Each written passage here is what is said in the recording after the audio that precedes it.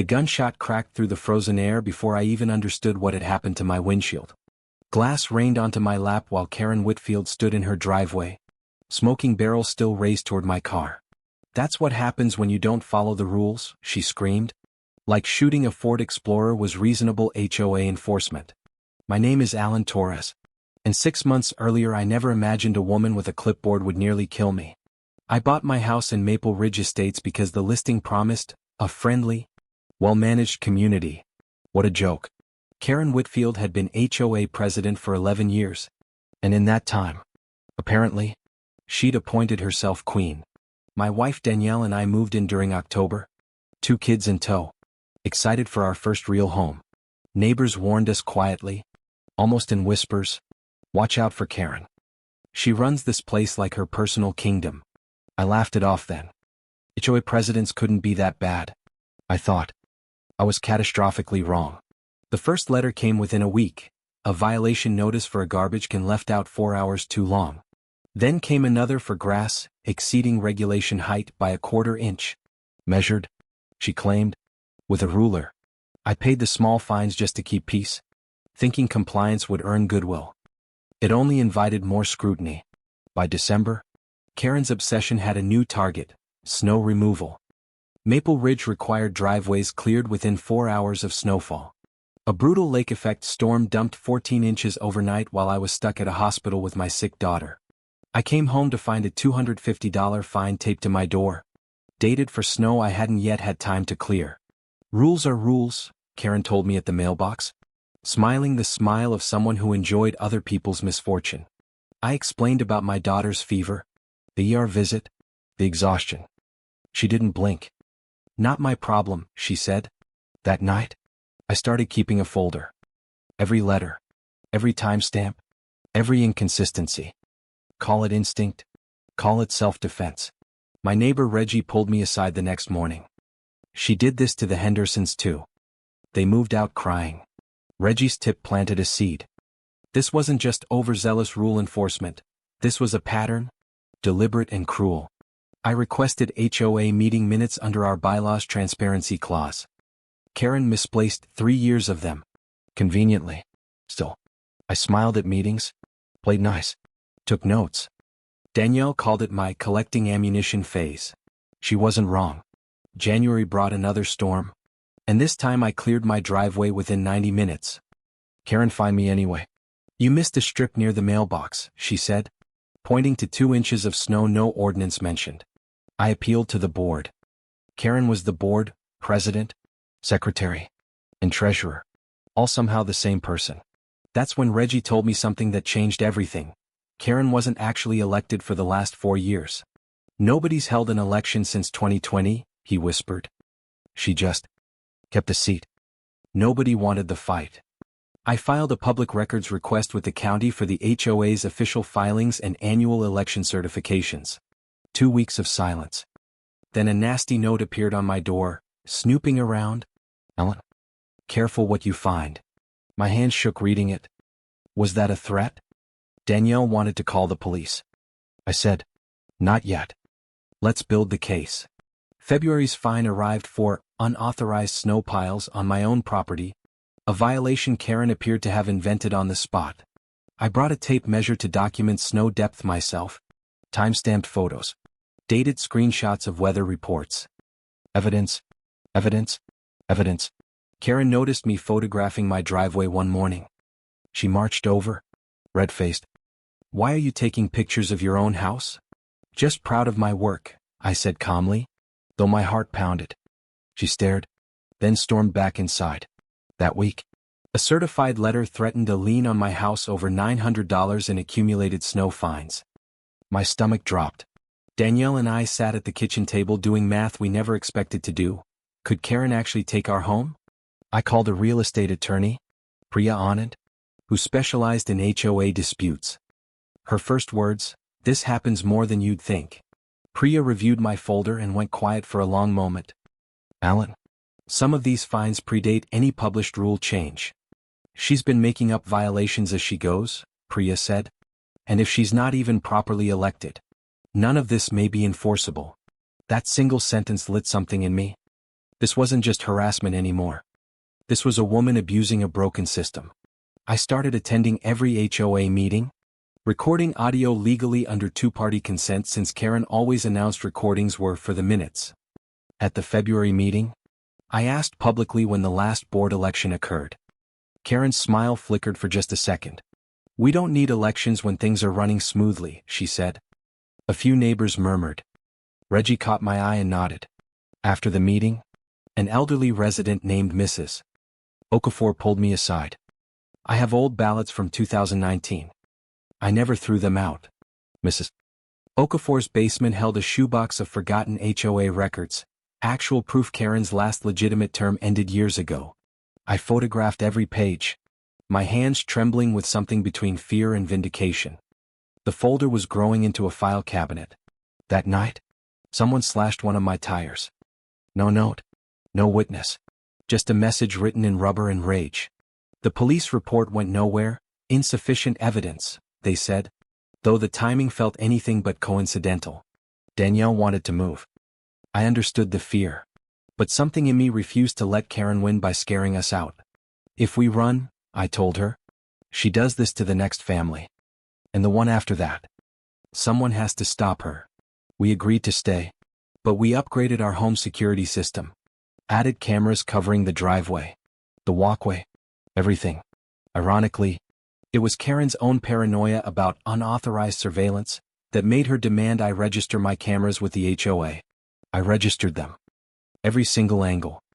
Little did she know those cameras would become the backbone of everything that followed. March brought a fake violation for improper holiday lighting, despite it being weeks past any holiday and lights long removed. I appealed with photographic proof the lights had been down since January 2nd.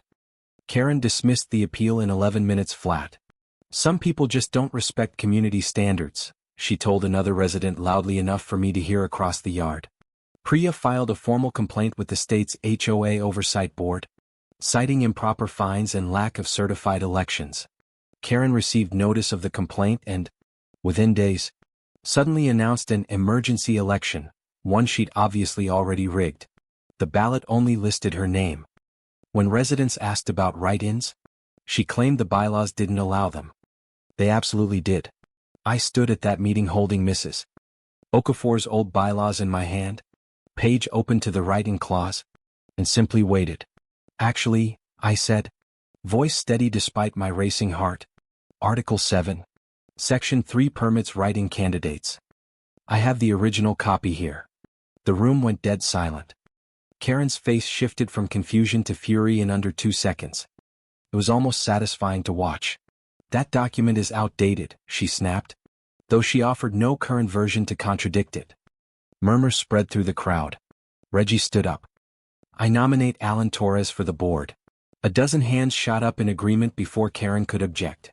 Karen adjourned the meeting abruptly, claiming a technical issue with the projector that nobody else had noticed. Outside, she cornered me in the parking lot. "You think you're clever? You have no idea who you're dealing with." I didn't respond. I just walked to my car, feeling her glare burn into my back the whole way. That night, Priya called with unexpected news. The county had flagged Karen's HOA filings for irregularities dating back 3 years. Apparently, HOA dues, thousands of dollars annually, hadn't been properly accounted for in any audited financial statement. "Where's the money going?" Danielle asked. Nobody could answer, and that silence felt heavier than any fine Karen had issued. I requested financial records under our transparency bylaws. Karen responded with a curt email, "Records unavailable due to office relocation." There was no office. The HOA office was a filing cabinet in Karen's garage. I'd seen it during a community yard sale. Something didn't add up, and I couldn't shake the feeling this went far beyond petty snow fines and control issues. A woman named Julissa messaged me privately online, having heard about my situation through a community Facebook group. "Karen did this to my parents," Julissa wrote. "They lost their house to a bogus lien. She bought it at auction." My blood ran cold. Karen wasn't just enforcing rules aggressively, she was allegedly profiting from stolen homes. Julissa sent screenshots, an auction listing for her parents' former address, purchased by an LLC registered to Karen's husband. Whitfield Property Holdings, the LLC was called. Public records showed it owned 4 other homes, all former HOA lien victims. I forwarded everything to Priya, who went unusually quiet on the phone. Alan, this could be a pattern of fraud. That word, fraud, hung in the air like the smell before a storm. Everything suddenly made terrifying sense. Karen wasn't collecting excessive fines out of pettiness. She was manufacturing debt to trigger liens, then buying homes for pennies. I thought back to the Hendersons who moved out crying. Had they been forced out? Or forced under? 083, I tracked down the Hendersons through Jaleesa's network. Mr. Henderson answered, voice tight with old, unhealed anger. She fined us for everything, he said. Then a lien. Then we had 30 days before the house sold at auction. Who bought it? I asked, though I already suspected the answer sitting heavy in my chest. Some LLC, he said. We never even met the buyer. Just packed up and left in 2 weeks. I hung up shaking. This wasn't a control freak neighbor anymore. This was organized, calculated predatory home theft. Priya suggested contacting a financial fraud investigator she knew, a sharp former IRS agent named Marcus Webb. Marcus reviewed the LLC filings, the lien timelines, and the fine patterns. His first words, this is textbook. She's done this before. Before means she'll do it again, Marcus warned. You need documentation strong enough for a prosecutor, not just a lawsuit. I doubled down on my folder, now a full binder, cross-referencing every fine date with every LLC purchase date. The pattern was undeniable. Fines escalated right before winter, when snow violations were easiest to manufacture and hardest to contest. Karen seemed to sense the net tightening. Her fines against me grew stranger, more desperate, almost unhinged. A $500 fine appeared for unauthorized landscaping, referring to a flower bed Danielle had planted, approved in writing months earlier. I laughed out loud reading it, an exhausted, disbelieving laugh.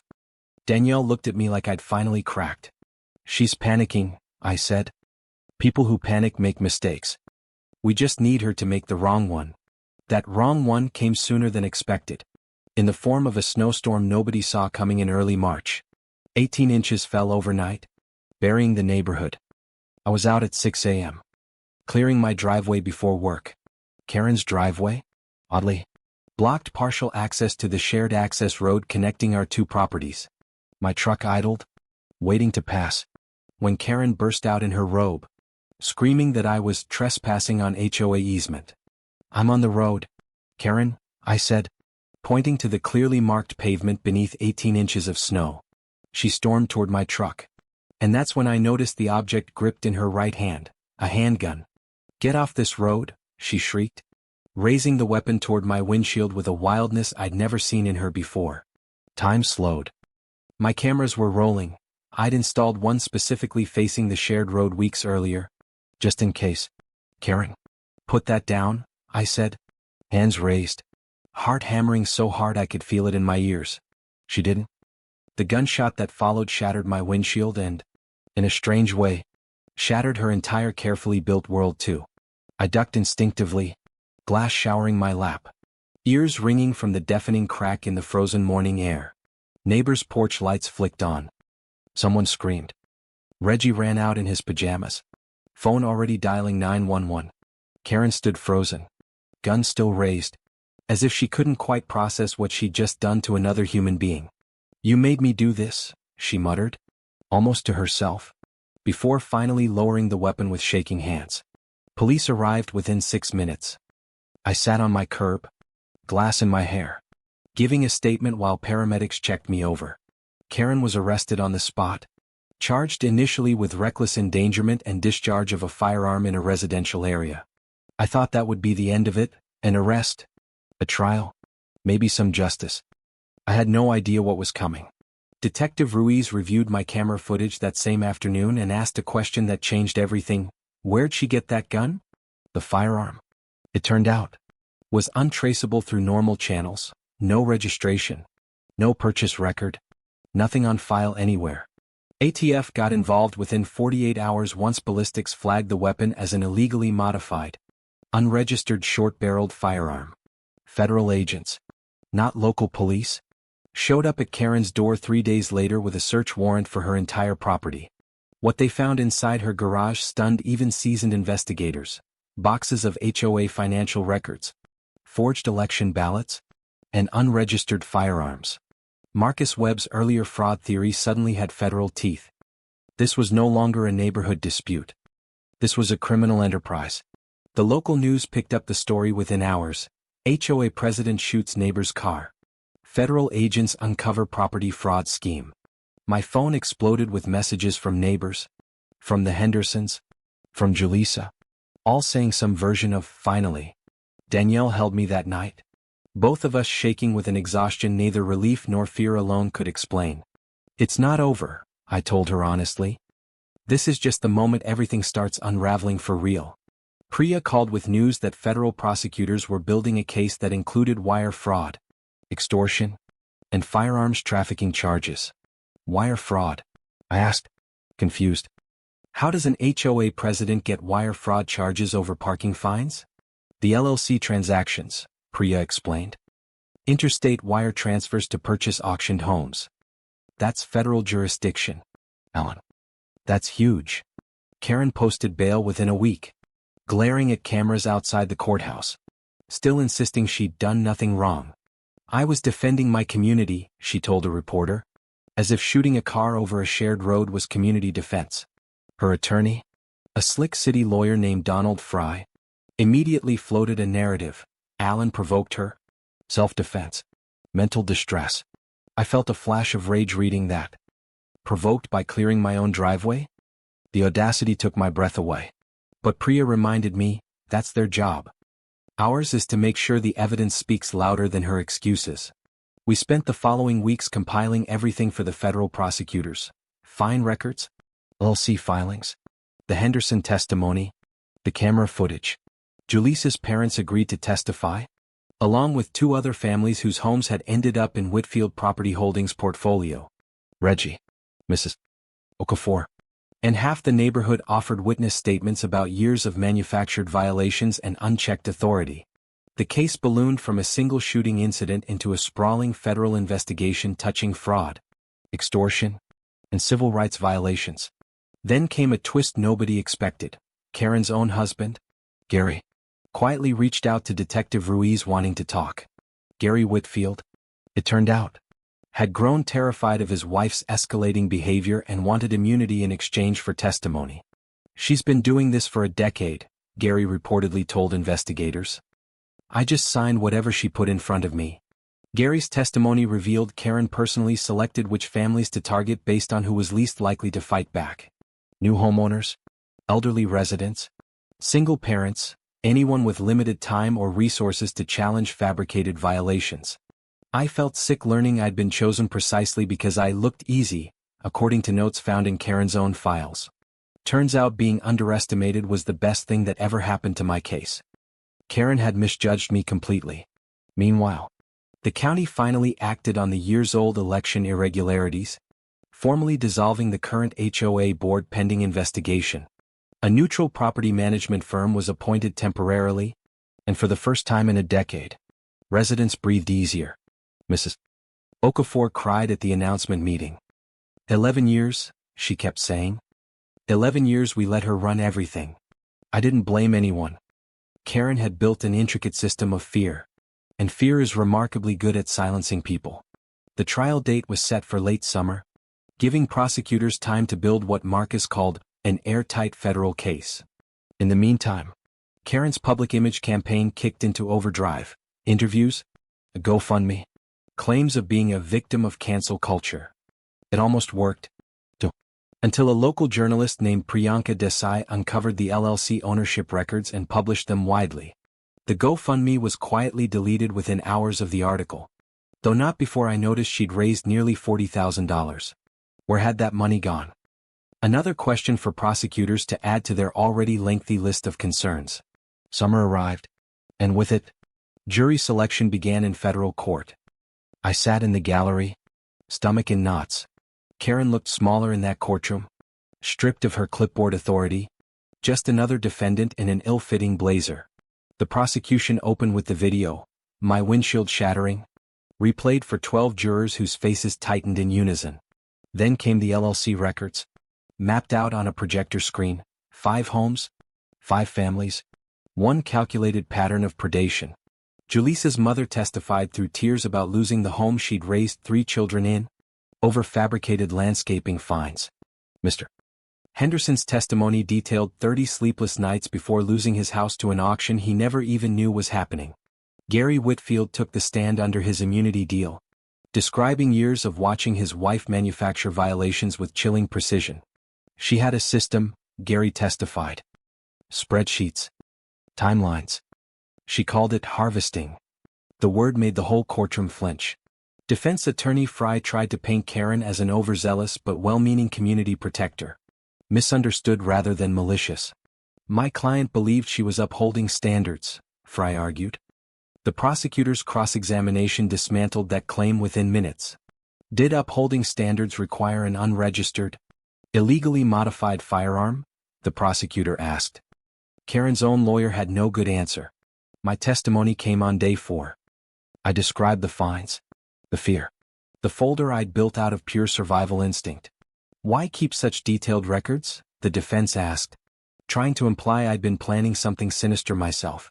Because I learned early on, I said, that people like Karen count on you not keeping receipts. A few jurors actually smiled at that.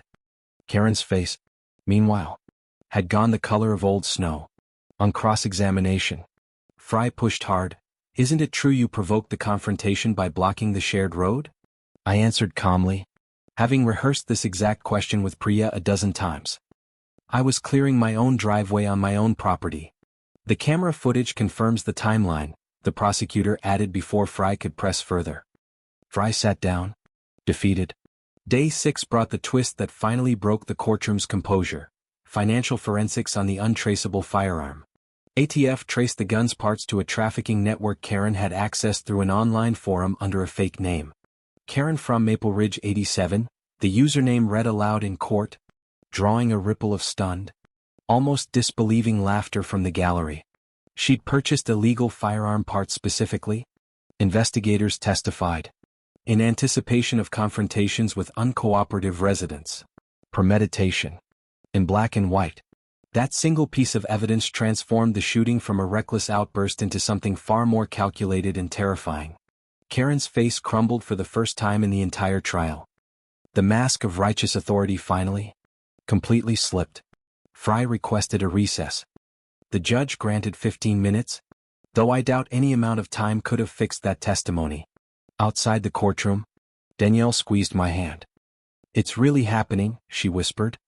She's actually going down for this. I didn't feel triumphant yet. I felt hollowed out, exhausted from months of fear finally meeting its consequence. Closing arguments arrived on day 8. The prosecutor walked jurors through 11 years of manufactured violations and manufactured suffering. This wasn't community management, she said. This was a predatory scheme wearing the disguise of homeowner association bylaws.